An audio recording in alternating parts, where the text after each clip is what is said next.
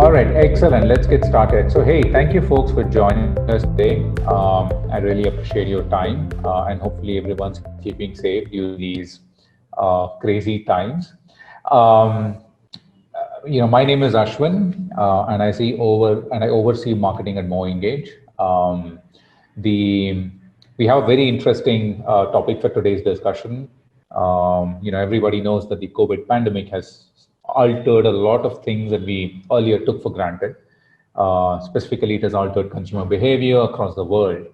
And when we actually look at data from our own platform, we see that e-commerce, online shopping has seen a huge increase in adoption across the world. And there's a tremendous amount of change in the consumer behavior within that category. And this adoption of e-commerce and online shopping has been across categories. And what this has done is this has forced a lot of traditional retailers who relied more on sales through their physical stores to rethink their strategy. Most of these retailers had a mobile app anyway, but it was not their main channel. But now it is. So the question is, how can traditional retailers leverage their historical strength um, in in the historical strength to sort of get more customers to download their mobile app and encourage them to shop through the app. And to discuss this, we invited Mike Rhodes. He's the founding director of Consult My App. And Mike and his team works with several large retail and e-commerce brands, and they have helped them increase app adoption, customer engagement, mobile customer engagement, and ultimately customer retention, right? So we will be covering some examples and use cases specifically around how to get people to sort of download your app and how to leverage your physical stores to sort of get people to download your mobile app and how to sort of drive people to purchase through your mobile app. Right now, before we get to business, here's like a quick 10-second overview of MoEngage. We are a MoEngage is a platform for customer obsessed marketers who are looking to delight their customers and retain them for longer. We provide an insights-led customer engagement platform that makes it easy to personalize customer communication at every touch point across the web, mobile, and email. And unlike other products, MoEngage is a full stack solution. It consists of powerful customer analytics, customer journey orchestration, and personalization capabilities in one dashboard, right? So we can get insights into customer behavior and engage them across the web, mobile, and email. So that's MoEngage. And Mike, hey, welcome. Thank you so much for joining us today. I really appreciate your time, especially when you're on vacation. Thank you so much for taking some time out. Pleasure. I can't do anything else. It's raining. Well, this is definitely better than being stuck outside in the rain. So, awesome. Let's get started. Mike, do you want to sort of give an introduction? Just talk a little bit about what you guys do at Consult My App.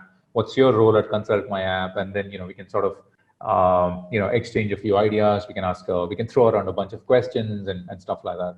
CMA, we are about 4 years old now. We're a mobile marketing. I use the agency word lightly because we're more of a consultancy, but we do agency things. So we are an agency / consultancy. And we work across the trinity of mobile marketing. That is paid media user acquisition. So that's managing Google app campaigns, Apple search ads, social media for driving mobile traffic. App Store optimization, very important because obviously your storefront is or your app listing is your storefront, should I say, in the sort of the App Store and the Google Play Store and the Amazon Store. So very, very sort of an important bit of our business is making sure that our clients' apps are found in the store when somebody's looking for a clothes app or discount retail or whatever it might be, that our clients appear at the top of the listings and ultimately end up clients end up going on to sort of download that. So that's a sort of organic acquisition. And then the flip side is post-acquisition. And this is what we're going to talk about today. And this is all around mobile CRM and analytics. So what happens post-acquisition from that session zero, day zero? What do you do to make sure that, first of all, you keep those new users in the app and you convert them into being a known customer of yours that ultimately purchases something and then you keep them even longer and increase their LTV. So, and that is really what we're going to be talking about today. You can see some of the clients we work with there, some very, very large brands globally, and of course some sort of up and coming startups like we got Over in there, just been acquired by GoDaddy. But ultimately, we work across that trinity and help our clients essentially make their app kick-ass.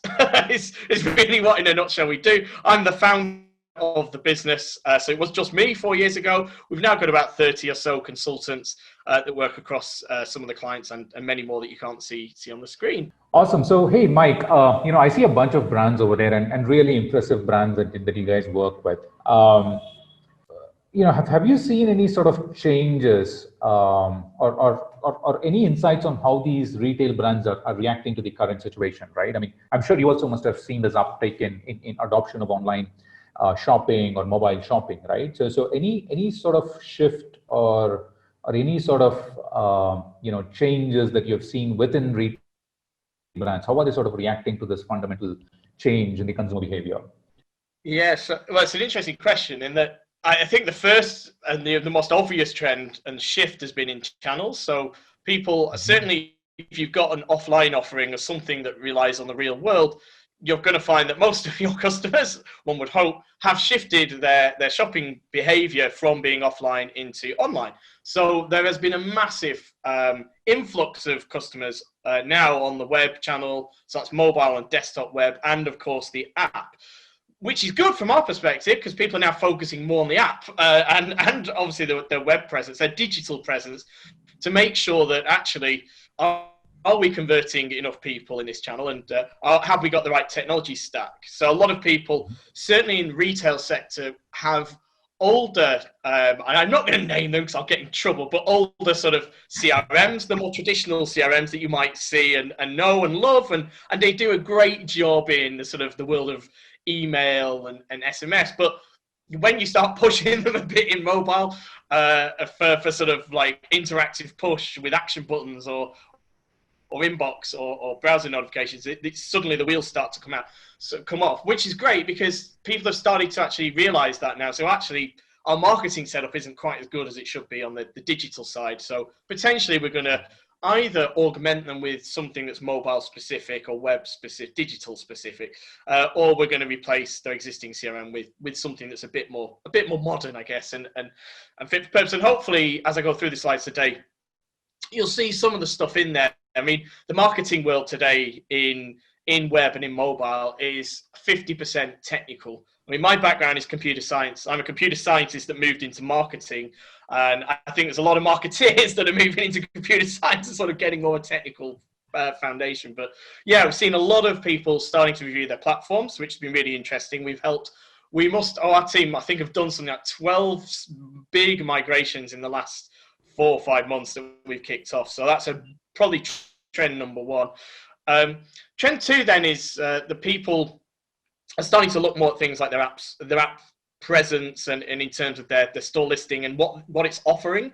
So if we look at some of our clients like gyms, for instance, suddenly they pivoted to be work at home. So their apps were no longer complementing an in-place workout. They became actually more of the workout itself, and that they were sort of promoting at-home workouts. Clients like O2 in Priority, obviously they're ticket-based. That was no longer. So they switched, and we helped them switch their app presence. So they started dragging traffic on more things like discount on streaming services, on workouts at home and things like that. So the offerings themselves actually changed to be more relevant to people that are stuck at home. I think you've got big challenges as well. So delivery companies, so that's food delivery, takeaway delivery, did have a big influx of customers, but then they realized actually they weren't expecting such a big volume. It caused issues further down in terms of customer service. So there's a lot of interesting things from this, and we've definitely had some clients that have suffered, but we've had some clients that have seen a real big opportunity in here and have just plowed money and time into the web and the app side, and have actually seen some really good results off it. So hopefully it answers your question, Ashwin, but I mean, I could probably talk for hours on that alone, but there's a lot of exciting change. No, awesome. I think that's pretty much what we have seen as well. There's this, we've seen a lot of interest from the market into saying, hey, how do I sort of be prepared for this more mobile first world and mobile first consumers who sort of hop between channels and locations and devices, and then sort of provide a better experience for them so that I can retain them more. Especially with COVID coming in, a lot of the user acquisition budgets were cut, right? So no more hoardings and billboards and all those costly ads and all of that. The focus was, hey, if we've got customers, retain them, because retention is the new growth, right? So a lot of focus around that, and like you rightly pointed out, it's very important to have the right set of tools for that, because the legacy tools are not meant for the mobile first world. They were really built for the desktop and the email heavy sort of a world. Awesome. So I think, when we talk about retail, so you have these two sort of companies, right? So you have the mobile first e-commerce sort of companies, right? For whom the mobile app itself is sort of a storefront.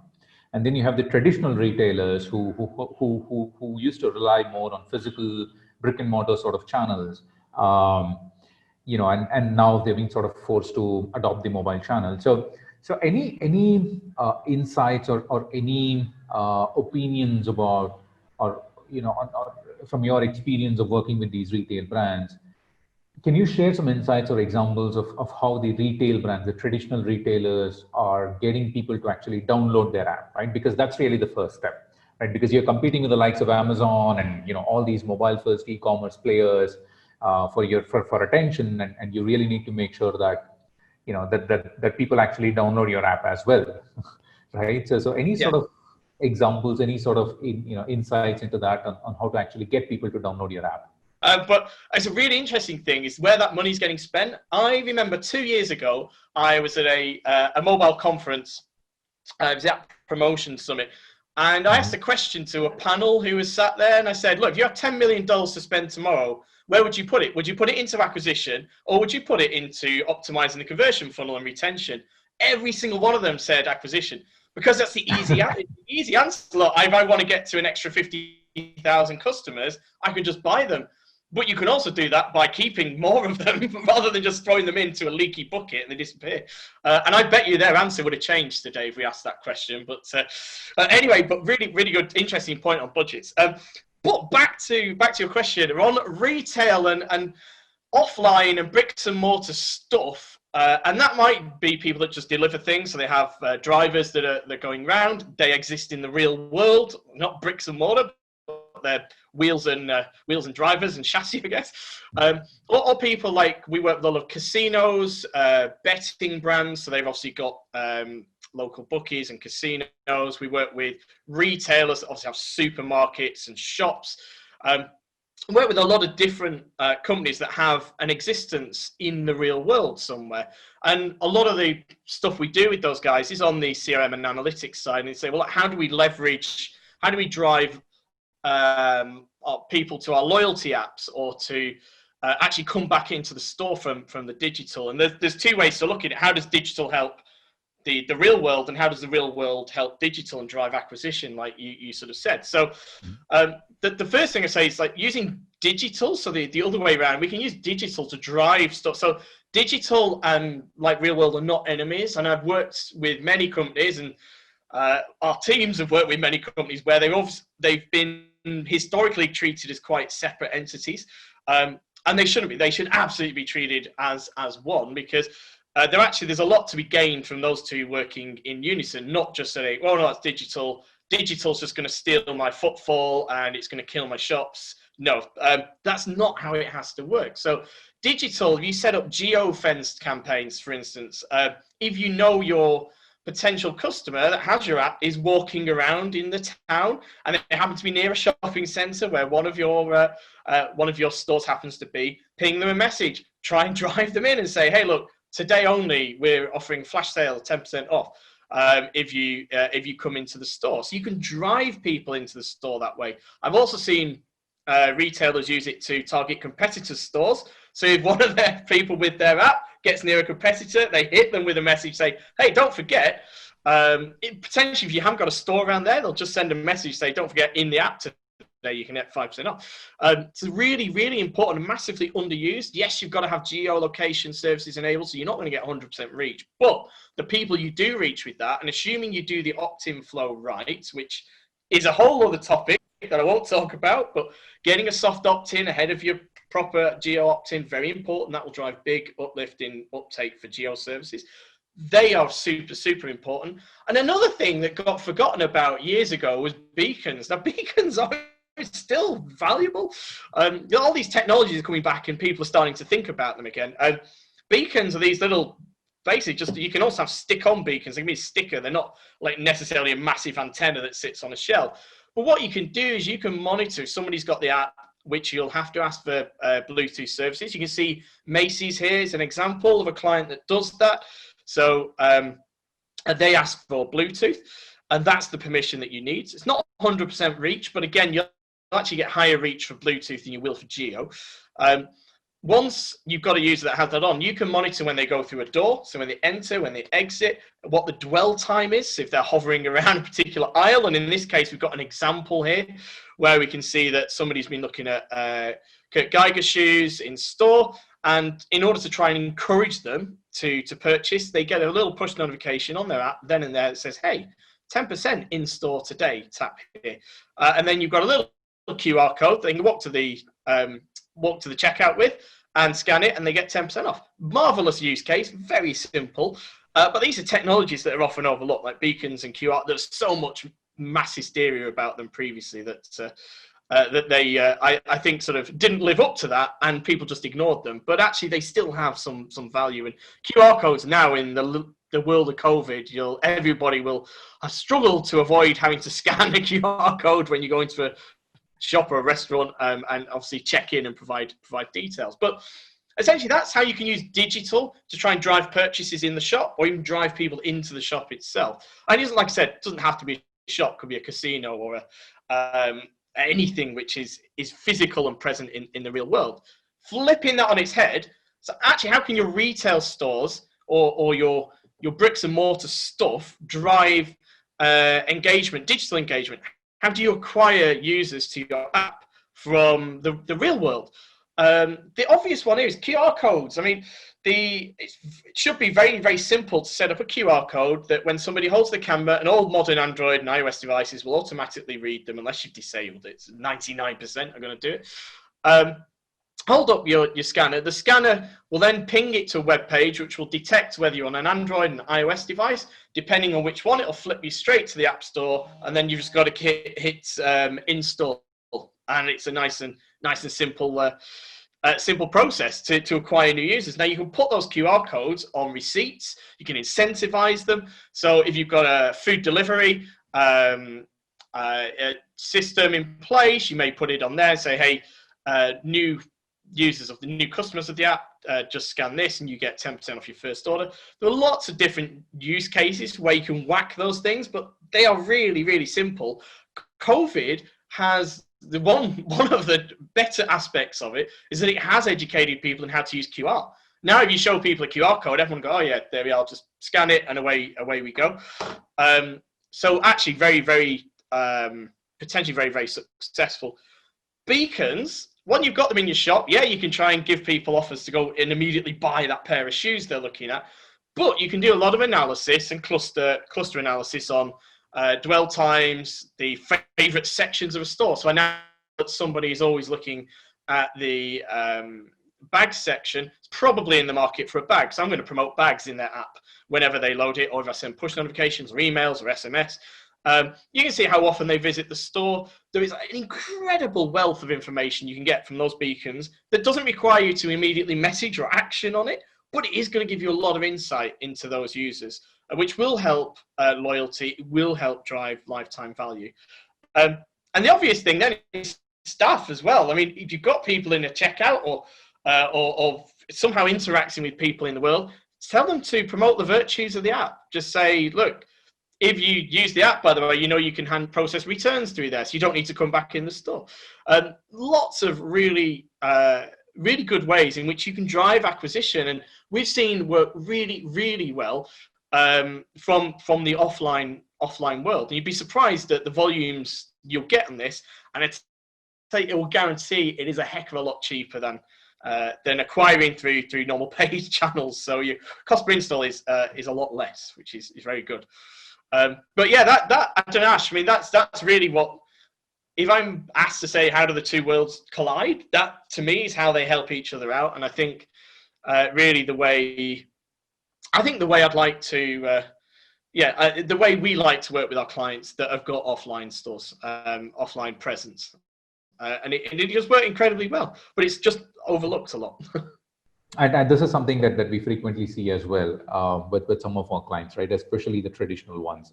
In fact, we work with one of the largest retailers, physical retailers in India, and they're doing this really well, right? So, they use their retail stores to sort of push or encourage their customers to download their mobile wallet and sort of pay for their purchases through that mobile wallet, which then gets them more loyalty points and makes them more sticky, and it also helps them build a unified customer profile, because then they can use that mobile wallet now across 5 different retail formats that the brand has, right? So they run 5 or 6 different types of retail stores, one for fashion, one for food, one for groceries, and etc.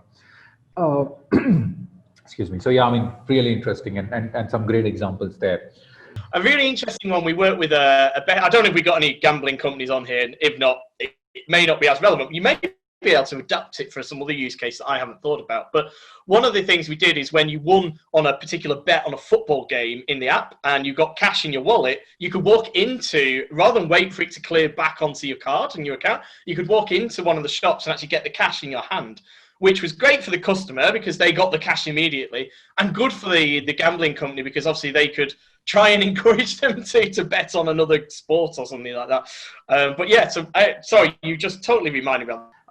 So now that we've given some, you've spoken about some examples of how to drive people or customers to download your app and leverage your retail presence or your physical presence to sort of encourage people to download your app.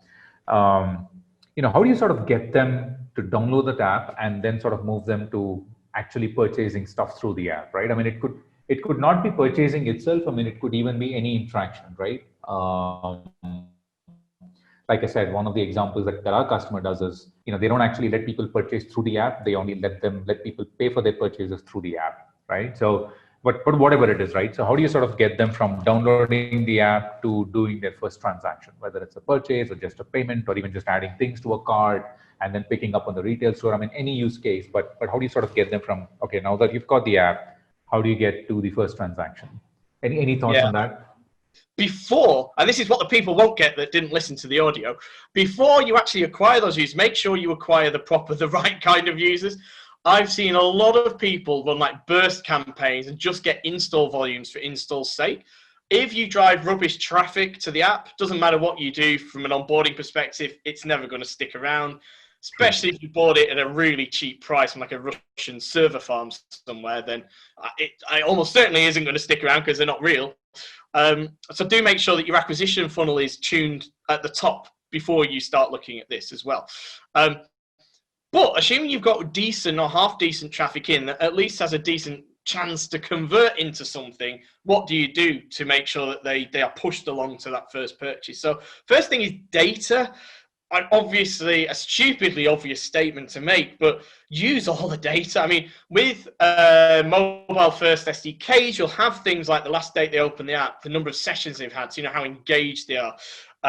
They installed it, so you know how far they are down the sort of user life cycle in terms of their maturity. But you'll also want to put in custom events. So there are obvious ones that you need to put in place, which are things like registration start, registration complete. Now, I'll talk about the importance of that in a slide's time, but then you'll want to have things like add to basket, checkout complete, and you want to enhance that data with additional metadata. So for instance, purchase complete or checkout complete, you'll want to know the value, the categories of the items that were purchased and so forth. So basically just make sure you spec, and I've seen a lot of companies that have bought wonderful, amazing platforms, and we've taken a look at them and they've really not spec'd them correctly. So we've had to sort of undo everything and go back in and rebuild it. But getting that specification right for custom events and custom attributes that you really, really want to make sure are done correctly. So a custom attribute might just be something so simple as a first name that I'll talk about next. So you want to make sure you've got the user's first name. I mean, believe it or not, if you put the first name in an email or a push notification, open rates will be in general 5 to 10% in relative terms higher. So it works. It's very simple, but it does make a difference. See an example on the right hand side. It's like a happy birthday message. So if you've got things like date of birth, obviously being very careful with the compliance aspect of this, you may choose just to store age rather than date of birth or month and day, but or even an offset in your backend system that does a countdown. But however it works, date of birth, the birthday campaigns can be really, really successful as well. A great example of personalization. People feel loved. They think, oh, they give me just 15% for me today on my birthday. So they feel like it's a personal offer, and it's all about that one-to-one communication with customers. That's really, really important. The other thing is additional channels. So all the people that are stuck on and again, I'm not going to mention them, but the old, more traditional CRMs, yes, email is important. Yes, SMS is important. Yes, push is important.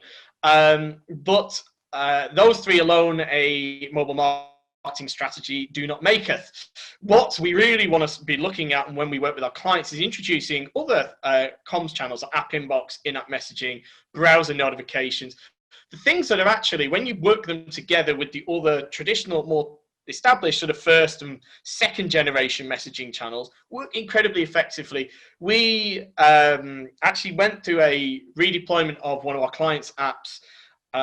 This is going back a couple of years now, to introduce inbox and in-app messaging and making sure that they're connected in a workflow, which Ashwin will show you later how you do that. But make sure those channels are connected in a workflow. We drove something like an additional £8 million in revenue over 12 months for that client, just by introducing those channels and making sure they worked in a logical format. And then training it's really, really big, Ashwin. So, and then training, that's what I mean. This is not rocket, it's just being aware of these different technologies that are out there. We can come in, we can work with a platform like MoEngage and implement and train and hand over and leave you guys to it. If you've got a marketing team, they're going to be capable of doing this, I'm pretty certain. We just need to make sure that they're aware of the technologies, new features of things like iOS 14 that are coming up that change the way some of the message channels work. So this is our job, and it's the MoEngage platform's job to make work, but ultimately your team should be able to run this in-house. So there's really, really simple things that when you start looking at new channels really, really work effectively. I was talking about the registration start, registration complete. This is one of the biggest conversion funnels to optimize, is install to reg.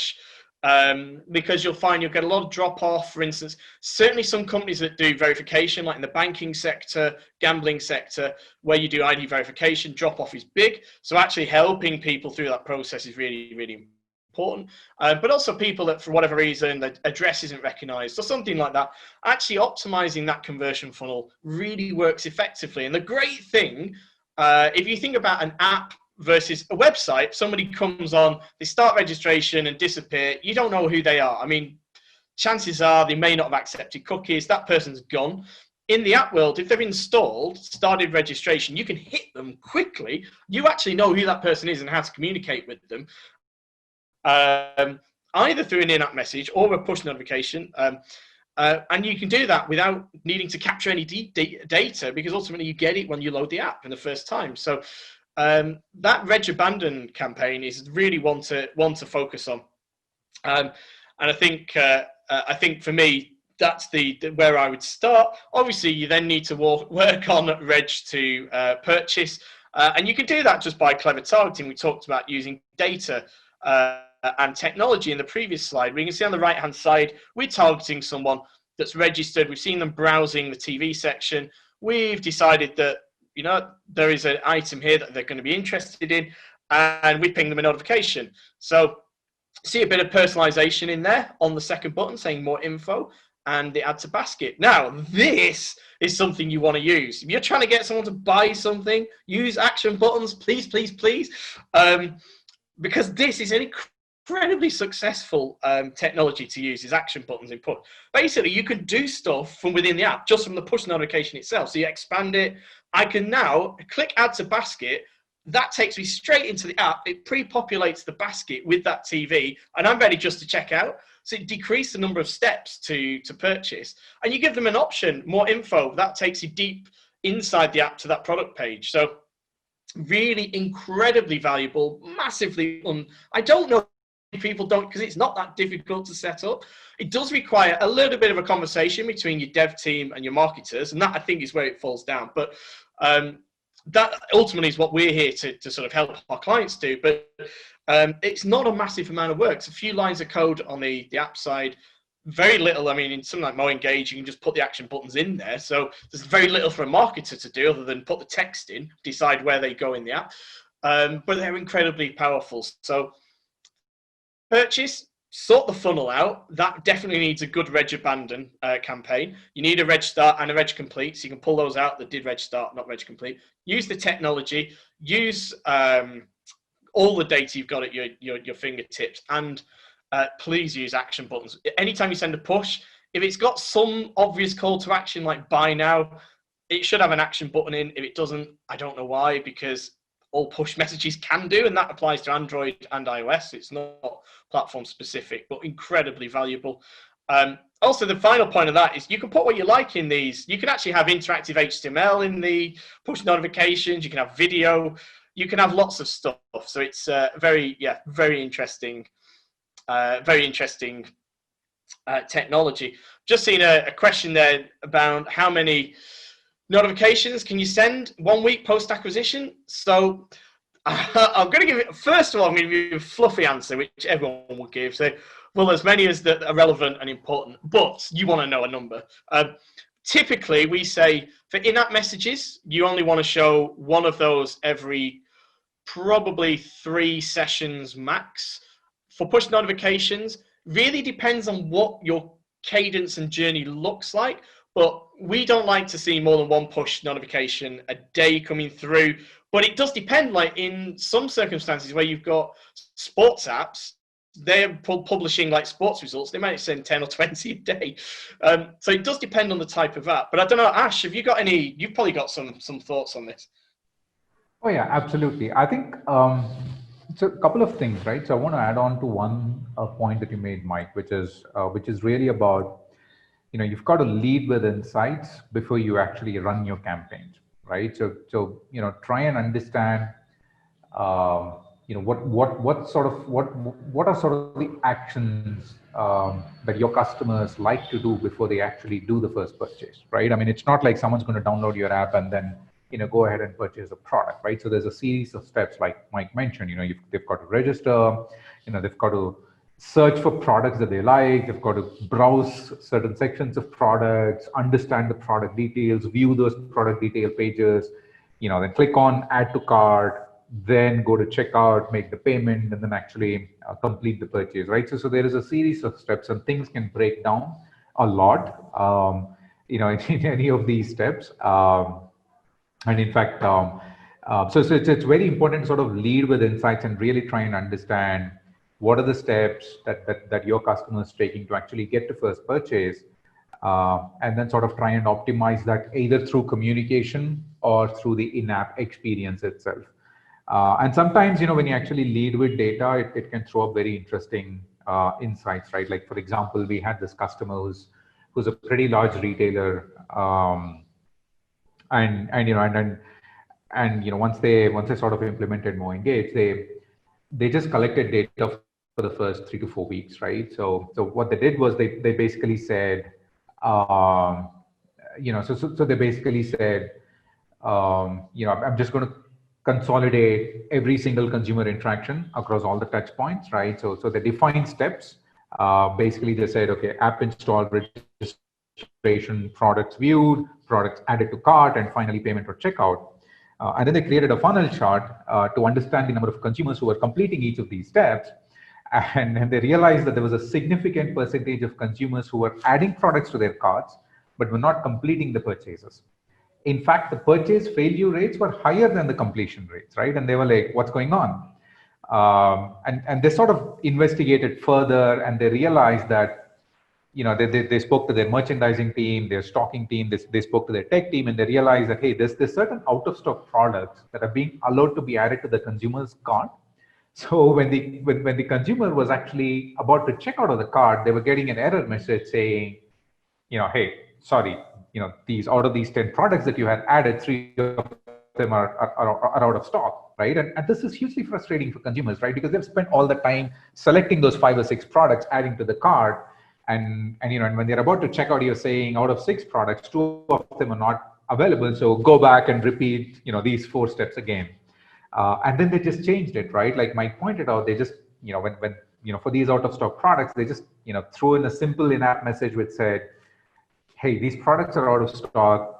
Why don't you select before the customer actually went to the, before the customer actually added to the cart, right? And that just, that just improved the completion rates by a pretty large margin. So it's very important to sort of lead with insights.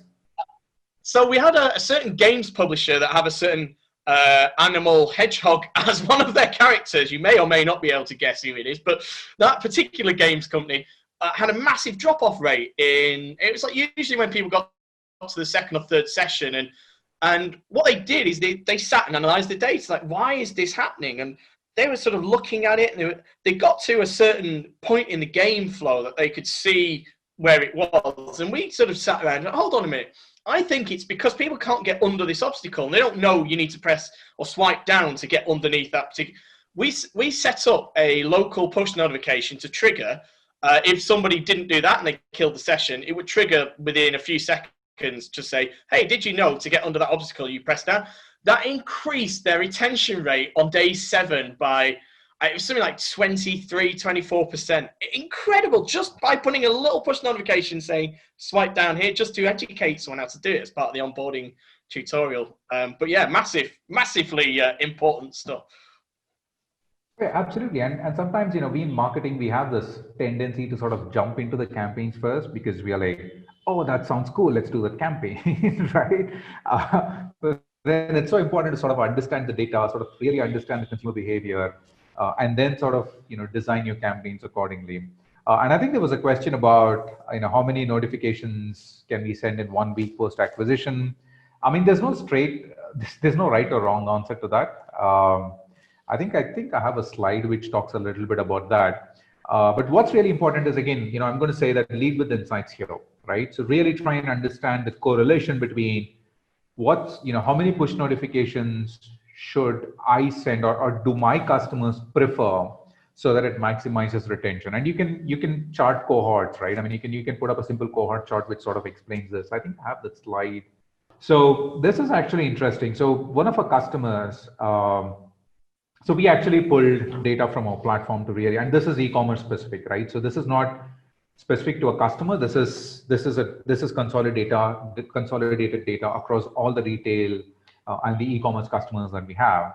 So one thing that we noticed was we decided to answer that exact question, saying, hey, is there a correlation between the churn rate or the retention rate and the notifications, the number of notifications that they receive, right? And what we realized was, if you send 0 to 2 notifications on the day they install the app, you're going to see pretty bad retention rates, right? So which means only 48% of people actually keep your app or do not uninstall your app if you send less than 3 notifications. But between 3 to 5 notifications, you'll see that the retention rate is pretty high, right? And this is on day 0, right? So the key is, when they install your app, look at where the drop-offs are happening and design to send those notifications, those 2 or 3 or 4 notifications to sort of help people get the value of your app as early as possible, right? Because otherwise you're going to lose them. So if you actually look at D1 to D7, you'll see that the retention rates are pretty bad if you don't sort of engage them on the day they install the app, right?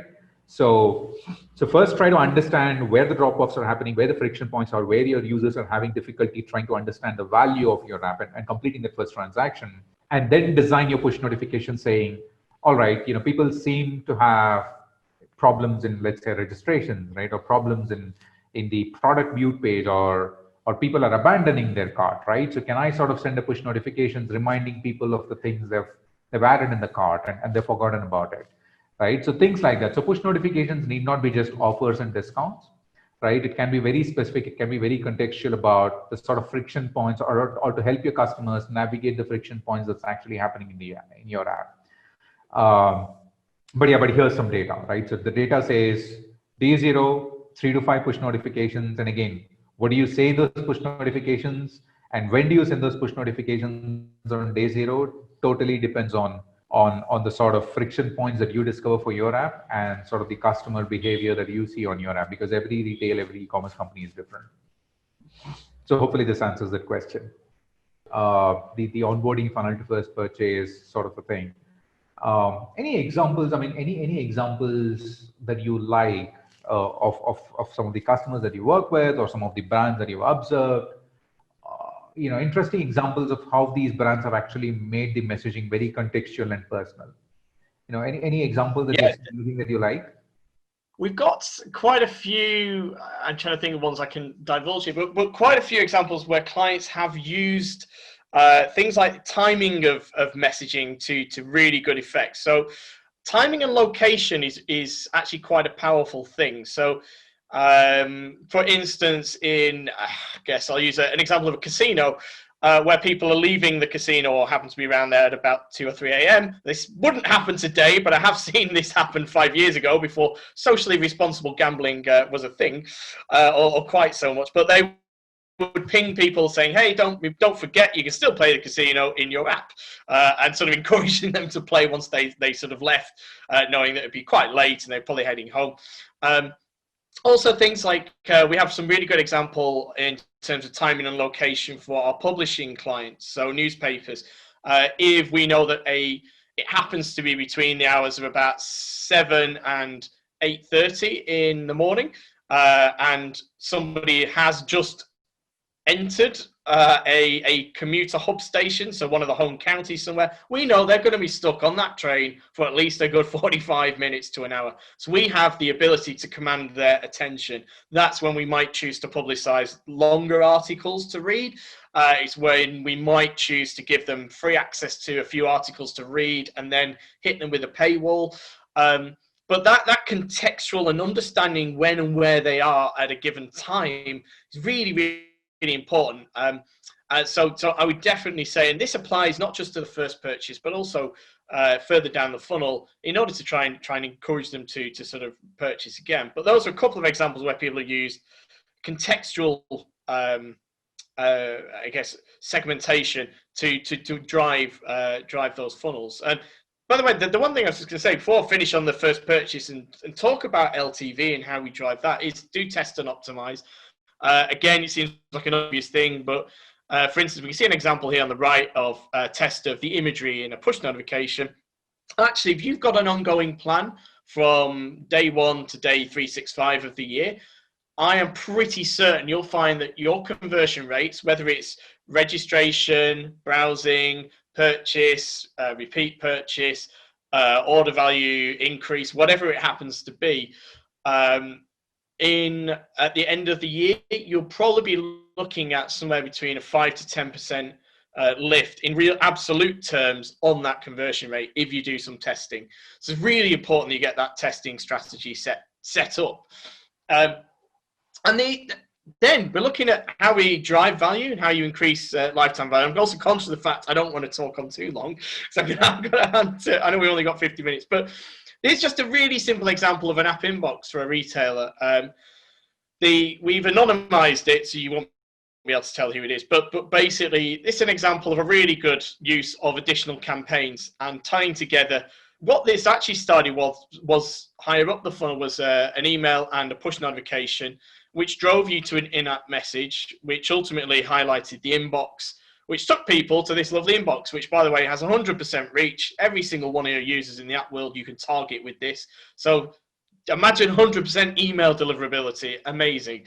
And you can build an inbox using tools like MoEngage, and they work an absolute treat because you can persist the messages in there. So if you send a push with a flash offer or an offer for this week, you can then make it live in the inbox for a week and then it disappears. So it doesn't disappear. It's not as transient as a push or somebody maybe just looking at an email, seeing an in-app message. It lives there. You can totally curate this. They shouldn't all be offers. They should give you some insight. So one of the articles here is some insight from London Fashion Week. Two really cool things about this example. One, that you've got your own curated offers. So these are based on the segmentation you'll have done on profiling. You know what products they like. Second is you can actually basically cross-sell and upsell by knowing what they've purchased already. You say, hey, so let's imagine you put a receipt scanner in there, which a lot of people are starting to look at and implement in the shopping apps now. You know what they bought and you know what's going to go with it. Hey, thought about a new bag to go with that dress you just scanned yesterday. And there's reasons people want to scan the stuff as well. And I'll talk about that in a second. But I've talked about action buttons, reducing steps to abandonment, use an inbox, use a cross-channel setup and a flow, which you'll see shortly. Give something back. And this is the important bit. It can't all just be about sell, sell, sell. People want something from an app. That app has got to be a companion. So for our gym clients, that app actually helps them in their workout. It keeps track of what they're doing. It sends them motivational messages. Yes, you can buy a premium membership in it. Yes, you can buy some products, but they're only going to keep the app if you give them something back. So you might look to put the receipt scanner in there. So all their purchases go in. The reason they want to do that is so you can then process returns automatically through there, or like I said, provide curated insight as to what might go with that dress. But then you also get the insight. You know what they're buying, what store they've been buying it from. A really, really useful connection at retail and digital space. Honestly, I love that stuff. So definitely a good takeaway from this. Put a receipt scanner in there. We did it with a lottery provider for their lottery tickets. Obviously, people do it so they get notified automatically. They know which stores and outlets they've been into, so they can start profiling the busy kiosks. You know, it's got to be done. Please do it. Gamification is everywhere. Just make it exciting. We did this with a mobile bank where you got sort of discounts, decreasing interest on your credit card and all sorts of like Amazon vouchers and things. But you can gamify anything. Put people on an accelerator program, just like a loyalty program, but it's gamified because you make it more fun in the app. And it might be that you just have to go in, like you said, if you've got beacons on, walk past one of our beacons in our shop, walk to the, prove that you go to the shoe aisle 5 times this month, and we'll give you a £20 voucher. Anything like that. Really, really exciting stuff that you can do with gamification. That drives loyalty. That ultimately will drive your LTV and your retention of those customers. So really, really important stuff. I'm conscious that I've rabbited on so long that I'm probably exhausted all the time. So at this stage, Ash, I'm going to, because obviously you guys are going to get the slides here, so I'm not going to repeat pretty much what I've said so far. But I don't know if there are any, I'm just going to quickly check the Q&A tab. I know something about the holiday season. And by the way, holiday season and seasonality, make sure your storefronts are sorted. They've got to be wintry in winter. They've got to be summery in summer. They've got to reflect Easter and all the other festivals that go on throughout the year. That makes a big difference to your install rate and your conversion rate from the store, which is top of the funnel. That impacts your organics and your paid traffic. Get that right. You'll probably reduce your CPA by 10 or 20%. We can normally do so. Very important for seasonality. So one thing is, with the holiday season sort of fast approaching, how are retailers readying their strategies for targeting users? So, I wanted to bring up an example of another retail customer of ours, who actually gamified the entire shopping experience, right? So what they said was, instead of encouraging people to purchase once, we'll try and encourage them to purchase multiple times during the holiday season. And they gamified it, right? So they said, we're going to try and we're going to have a goal for our customers and say, hey, can you do 4 purchases, right, during the holiday season? And if you do 4 purchases, there's some sort of a reward for you at the end. And then they sort of automated the entire flow, right? So they created an automated flow in MoEngage where they basically said, hey, day 1 or day 2 of the holiday season, like, just go here and sort of this message which talks about all the products they have and all the discounts and all the cool stuff they have. And if someone purchases first product, let's say completes their first purchase, they get a message a day later, 24 hours later, or 36 hours later saying, you are 25% towards your goal, right? 1 out of 4 is 25. And they said, you're 30% away from getting this huge reward at the end of 4 purchases. So things like that. So think through the gamification part of it, because people spend money during the holiday season, and it's very unlikely that they're going to spend only once. They'll probably shop in different with different retailers, so might as well try and encourage them to purchase more and more. So try and see if you can gamify the experience and see if you can actually drive multiple purchases rather than just getting them to purchase once. There's one more interesting question which talks about, from your experience, what is the best way to ask for feedback on the app? Now that's an interesting one. I think there's a gentleman by the name of Edward who's asking that question. So, hey, thanks, Edward. I think, it's very important to sort of understand why you're asking for that feedback, right? And feedback can be a great way to sort of understand the customer behavior or the reasons for customer actions on why they are taking certain actions and why they're not taking certain actions, because your data can't tell you everything, right? Your data can't really delve into the customer's mind and really talk about what they're thinking. So the important thing is to try and understand, what do you want the customer, like what sort of insights do you want from the customer which the data can't give you, and then sort of design your feedback mechanism or depending on those particular or trigger your feedback forms at those particular events at that particular time, so that you actually get the response right then and there, right? Like, for example, one of our customers, in fact, in Indonesia, what they did was, they actually triggered a feedback mechanism or a feedback form when customers completed the purchase, right? Which sounds counterintuitive, but they actually did that, and they said, and they actually, because one of the problems they were trying to solve was, the customers were purchasing the product, but they were not, but they're not seeing repeat purchases for a course of 45 to 50-day time period, and they wanted to understand, what was it about what was it about the purchase process that, what was it that was not actually, encouraging people to actually come back to the app, right? There was another customer who triggered feedback mechanisms during the cart abandonment phase, right? So they realized customers were abandoning the cart, and they looked at all sorts of funnels and cohorts and user paths, and they couldn't figure out, they did certain campaigns, they did certain things, but still, the uptake was not so great as they had expected. And then they sort of, triggered the feedback mechanism right when the customer actually dropped off the cart. They sent an email saying, hey, you dropped off the cart. Was it us? Was there something that we could do better? So when you look for feedback, I think what's really important is to try and understand what sort of insights do you want to uncover from the feedback, which you can't get with data. And second, trigger the feedback at that exact moment when the customer's, either doing that action or not doing that action, right? At which point you want that feedback. Mike, any thoughts on that? Yeah, I'm going to answer it from I think you've nailed it in terms of, you want feedback. If you want feedback, do what Ash suggested. If you want positive ratings, which is a slightly different take on this, I can answer it in that way. So, from an ASO, put my ASO hat on. Positive ratings are very important because they impact your conversion rate. Nobody wants to download a 2-star app because I'm slightly suspicious to what retailer has 2 stars. Are they going to steal my money and not deliver anything?